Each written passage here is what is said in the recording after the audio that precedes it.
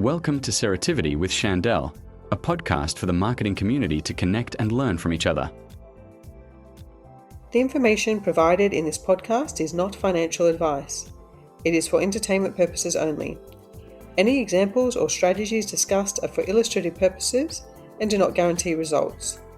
Please seek independent financial advice tailored to your personal circumstances before making any financial decisions. Welcome to another episode of Ceretivity with Shandel. I'm excited to be joined today by Dimi Bartolillo. Dimi is the head of marketing and brand at Helia. Welcome, Dimi. Thanks, Shandel. Lovely to be here. I'm excited because we're going to talk a lot about your award that you won recently, the Mumbrella Award for Best B2B Campaign. That was in March this year, and that's for your LMI Let Me Invest campaign. Congratulations. Right. Thank you. Thank you. It's actually a really exciting win. We were absolutely stoked on the night. Big win for you and the team and for all the hard work that you put into that Absolutely. campaign. So let's start by doing an introduction in terms of your career and just, what you've done in terms of being a marketer to date for our audience today. Sure. So for all of the marketers out there, I'm what you would call an accidental marketer. I fell into the role, fell into marketing per se. My background started in the music business and in a slightly different role. And then I moved into financial services after a bit of a change in terms of the landscape. And, I was in a HR role is where I started. And after 8 years in a HR role, I was a bit of a failure of sorts because I was actually on that growth trajectory around, what's the next step? What's the next step? And I was applying for quite a senior role at the time, and the feedback, I didn't get the role. And the feedback was I was too commercial. And I didn't quite understand what that meant. So I approached my mentor, and also I was reporting into the managing director of the advice business and where I worked. And he gave me some advice and say, what does commerciality really mean? And that can be applied across all different categories. And he said to me, Dimi, you know what? I've got a great sales and marketing role available. I think you'd be great for it. But a couple of things. You need to actually get a marketing discipline in terms of some study. And are you prepared to do that? The question was yes. And are you prepared to work underneath somebody who is a career marketer to learn, which means you can't report into me.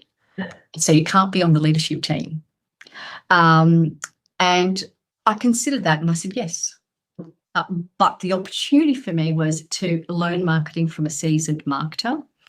And the opportunity after a couple of years was potentially for me to take on that role.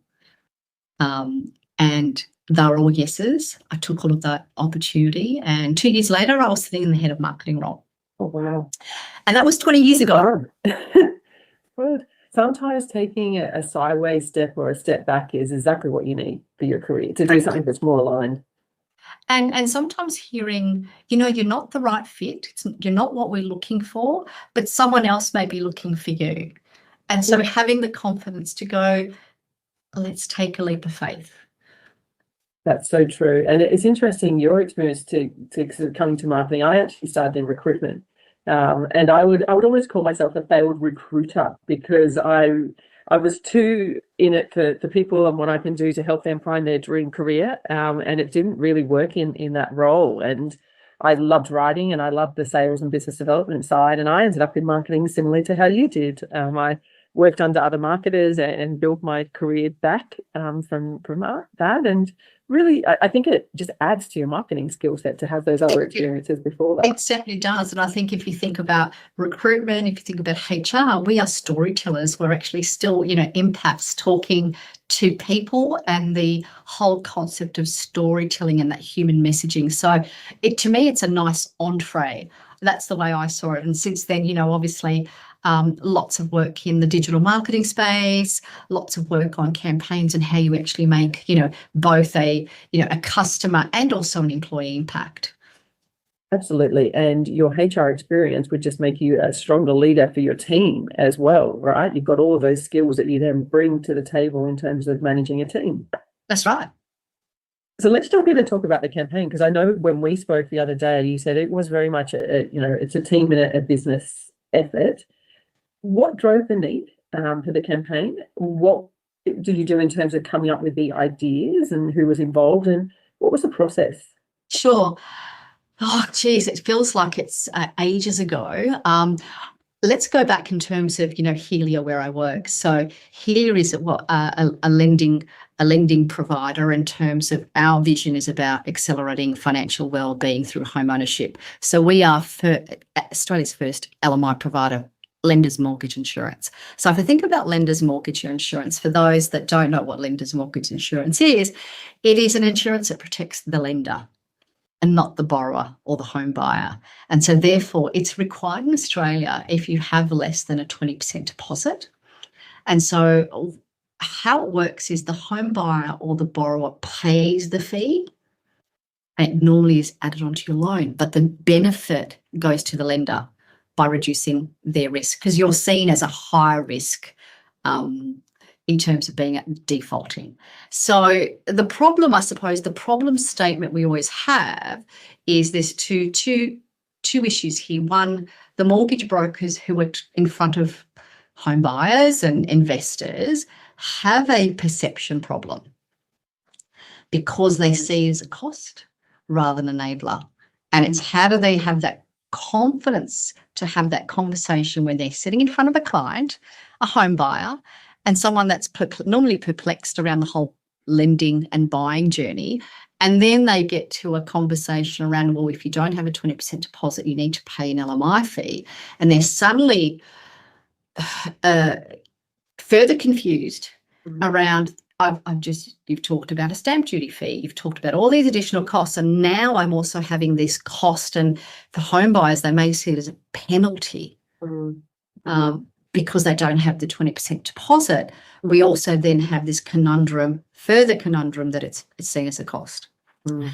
Our research also showed that 34% of brokers don't recommend LMI. So the opportunity lost in terms of being able to talk to clients about LMI is access. Yes, there is a fee, but it's about access and time in the market. So therefore, what it does, it creates the opportunity to get in sooner and reap those rewards, build equity, growth over time, rather than we know the stats tell us in Sydney, if you are actually saving for a home, average couple can take up to 14 years to save a 20% deposit. So, our smarter or more savvy brokers are seeing this as a pathway to access the market earlier, but yet is so entrenched in being perceived as a cost. So I think that is the backdrop.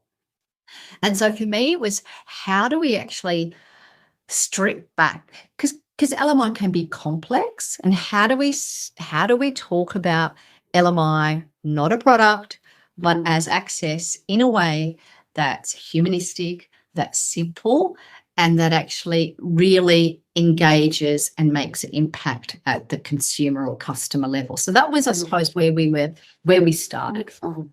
And it was a bit of a tough one because it is seen as quite a bit of a negative. So fundamentally, what we wanted to do is actually shift that perception and the mindset at the broker level, but also how that then would impact the customer, because the broker is in front of the customer. So up front, what we did is actually brought together a focus group of sorts. So always a good place to start, actually, to hear from people on the ground, right? And what we did was, let's talk to our brokers or brokers that we know in the industry, because we're not a broker distribution channel. So this is, let's go find the black hats. Let's go find those that continually do not use LMI, don't recommend LMI, and actually have a negative view of LMI, because they're the people we really want to actually, peel away the layers and understand what the pain points are and why it's a hard no or a maybe. But at the same time, talk to some of the friendlies or our fans, and also talk to others in the industry and also senior leadership. So that was sort of where we started. And through that process, we identified, a number of key territories that we wanted to explore. And we also then worked with a and an organisation that works on behavioural change, because this is fundamentally behavioural change. And if we go back to whether we're in recruitment, once again, or HR, it's how do we shift mindsets and people's perceptions. So for us, fundamentally, it was about how do we change behaviour. And so we worked with the Shannon group, and they were fantastic. And part of the creative process was to develop, out of all of those focus groups, some key territories and some concepts. And we came up with 12 concepts of how to address the problem statement. And once again, what we did was we went back to those focus groups and presented those 12 concepts. Out of those 12, we whittled away a few of them, and we came up with 4. We agreed that 4 were actually what we believed were winning concepts, and we wanted to take that to firm research. So let me talk about each of those concepts just very quickly. So the winning concepts, the first one was LMI Legends. Now, if you think about LMI Legends, it's putting the hero or the broker in the hero piece, where they are the hero of LMI, where they are, clients filled with doom and gloom, and with their expertise are able to become, that Helia legend and also that LMI legend to tell the story. The second concept was LMI Lets Me In.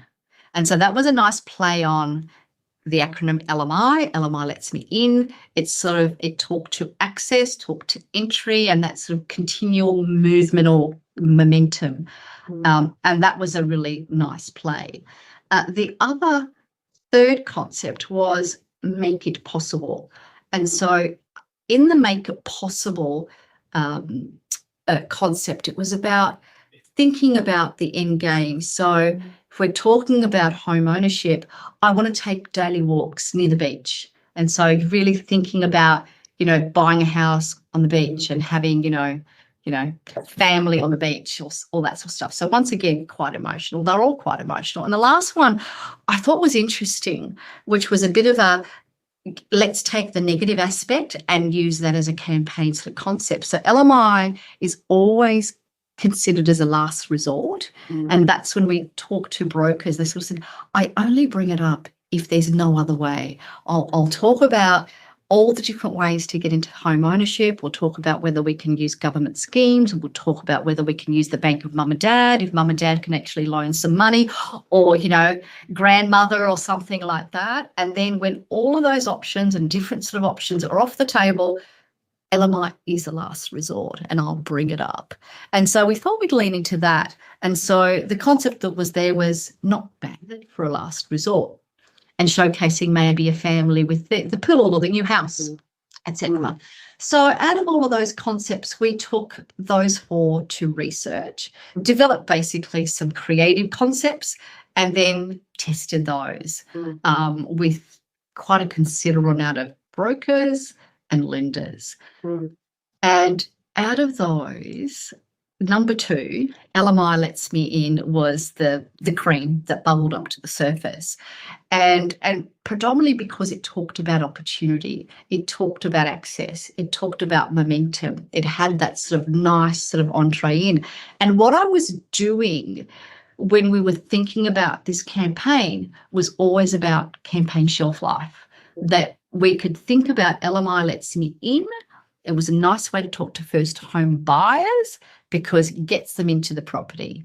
What it gave us was an extension campaign, LMI Lets Me Invest. So once again, play on the LMI. LMI Lets Me Invest, which is certainly a growth area. We're seeing that particularly in the last 12 months, that investors, first-time investors, huge uptake, and we're leaning into a lot of reinvesting where people are actually buying where they can afford and still renting where they'd love to live. And so that was a great way for us to think about the campaign, to have it made a longer shelf life, that we could start with the LMI Let's Be In for first home buyers, and then the extension campaign to LMI Let's Me Invest.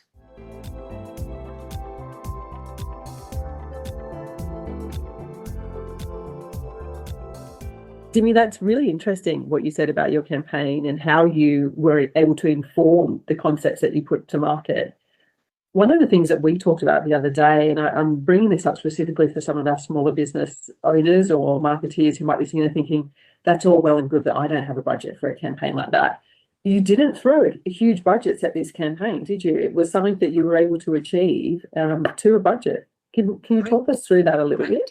Correct. So for me, the big thing first up was to actually use real people.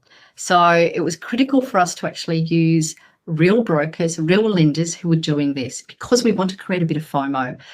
Because brokers can smell and that it's just, hey, this is all actors. So for us, it was very important to put real brokers. So we did go through a bit of a screening process and actually asked for the wonderful brokers out there that are doing this organically to, send us a video. And we had a wonderful response. And we chose 4 brokers in our first campaign, and in the extension campaign we used 2 brokers and 2 lending specialists, because we wanted to also include lending specialists, not just only brokers. So that created a very, very cost-effective way in terms of getting talent. So use real people. And we did a lot of things in-house. So we used a great small, because we are a very small marketing team, that we are a team of 2. So we used our own intel and our own resources where we could internally, used a very small but creative video production agency. And if I look back at the LMI Let's Me In video, cost us $35,000 to produce. And that also included some fees that we did want to pay, and certainly appreciate other people that actually were represented in those videos. So to think through a campaign like that, notwithstanding some of the agency fees when we did the creative originally, but to get to stage 2 of the campaign and to produce a video, a hero video, and also some shorter snippets, some social cut downs, I mean, that's incredible. Let's jump into the results. So, how has the campaign influenced the perception of LMI? How is it, I guess, from, an end customer point of view and brokers shifting the dial? What are you seeing? So, like I said before, I think the fact that we actually had brokers in the video created that FOMO, which meant everyone that wanted to have a look and sort of say, are these the brokers that I rate in the industry? And they look and smell like me, so I want to know more. So we were able to shift, LMI sentiment, and we do measure LMI sentiment, and we saw over the course of the campaign a 2% increase in terms of LMI sentiment. And certainly brokers wanting to know more. Organically, I had a lot of brokers reach out to me and say, hey, Dimi, if you're doing a campaign 3, love to be involved. My services are available. So that was fantastic. And we also saw strong engagement across all our, broker channels and platforms. What it also did is actually increased impressions, and also people downloading the video and then playing with some of our other tools. And that was also a byproduct of the campaign. It's not just the campaign, but what are you going to do post? What you've tapped into there is the power of user-generated content. It's one of those, magic things in marketing where if you can get your audience to start talking about it for you, it just has so much more value. Is that something that you intended from the beginning? Yes, always. And I think for us, it was that was really important, but also it was about how do we continue the storytelling around making something that's complex really simple, and not selling. It's about education. So always lead with education rather than people can tell if it's going to be a hard sell. Absolutely, and it's a big pillar of content marketing, using storytelling. That's what people identify with and engage with and say, "Oh, that's me. I could fit into that story." Exactly, it's relatable. So let's pivot a little bit here, because it's really great to understand the campaign. What I'd also like to talk to you about, though, is the award, because I know that other marketers and small businesses think about entering awards, but don't know where to start and think, "Oh, that doesn't really feel like it's for me," or "Which one do I go for?" What was your process around choosing and entering the award? For me, we were very proud of what we achieved. And for me, it was around you have to get onto the platforms. You have to use what's available to you. So Mumbrella is they're credible. So it's about thinking about where do you want to be seen? You need to be visible, and you just got to give it a go. Yeah. Just got to give it a go. Don't overthink it. Don't get in your own head. And just go, you know what, we may not win this year, but we may be a finalist. Enjoy that. Even getting to a finalist stage in a Mumbrella category is a huge win. And just have that self-belief that it may not be today, but it's going to be tomorrow. And one thing I'd say about entering awards, and I've helped organisations with drafting award entries before, is that it always forces a retro on the campaign as well. We quite often get busy and we move on to the next thing that we're working on, and we don't sit and really think about what we've achieved, what we could do differently. Did you find that experience going through entering the award thinking, oh, hang on, we really achieved more than I realised here, or maybe we would tweak this next time? What I always do, and I think this is a really, really good takeaway, is when we complete a campaign or even through a campaign, we note our achievements in a central source. So we keep, we do it in a PowerPoint. I love that because what it does, it's visual. I've got it ready. I will have something for the senior leadership team because you'll get, where we're going with that, Dimi? Where's the ROI on that one? And so we are always just putting, and sometimes we just do notes and then we look at it once a month and just how do we actually going to press that in a way that actually is meaningful for that audience. So just make sure you record your achievements because your campaign may be a long 6 months campaign. It might be a short campaign because then you forget. And you forget all the small wins and all those different things along the way that make it unique that actually can help you in your awards submission because you need to be different, think differently, and just have the confidence to do it. And from a professional profile point of view, that's so important as well, because we quite often forget and we might end up going for a job interview down the track and they say, well, tell us about, when you did X, Y, and Z. And noting it down as you're doing the campaign is such a great way of really keeping a record of that. And it goes back to my HR days where you think about, the STAR framework, situation, task, action, result. And so that's the same thing we use. And it works. And it works. So how has winning the award positively impacted the business? And it's a bit of a double question. Also, your profile as a marketing professional. Well, it's probably done a couple of things in terms of it's put Helia in a different category because we are a very small player in a very different field, say, compared to those big consumer brands that were there at Mumbrella. And that's why this was such a huge award when you were up with, very well-known consumer brands. So that was a very proud moment. What it also does is actually gives us some credibility with our partners and our stakeholders. So, the work that we achieved was a great story for us then to go back with our brokers and our stakeholders in the industry and also our senior leadership team.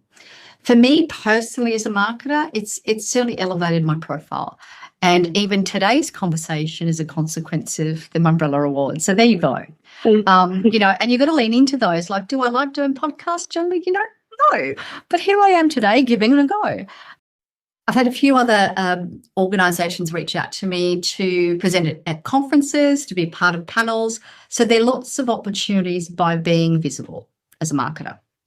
That's exciting. And I think what you did really well is that you didn't just win the award, you also talked about it. So we connected through LinkedIn because you'd posted about it. And quite often that's the missing piece for marketing teams. They might win something and then forget to tell anyone. And you've lost that, that opportunity there. Was that a deliberate strategy after winning the award?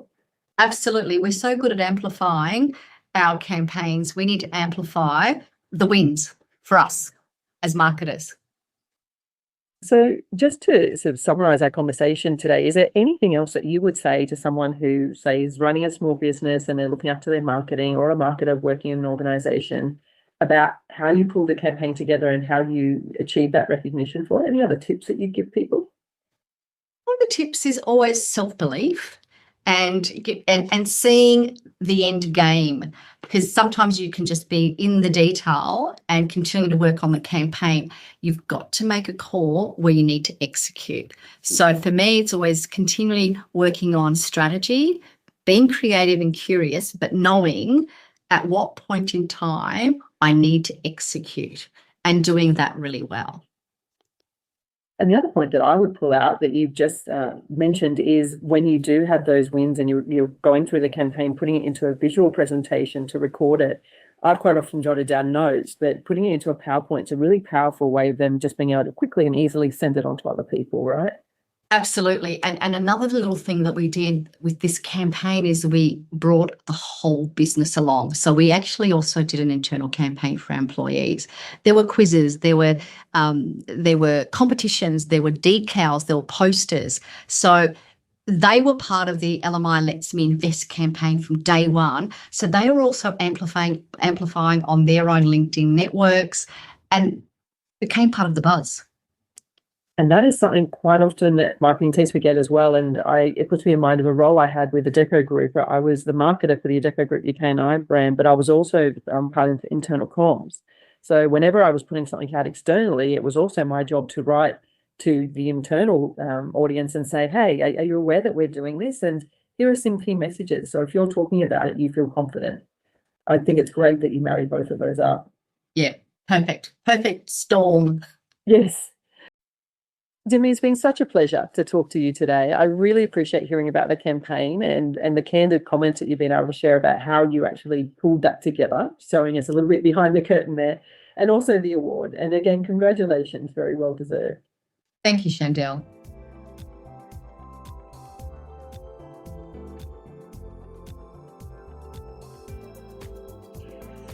If you enjoyed today's episode, please like and share, as this helps us to reach more marketers just like you.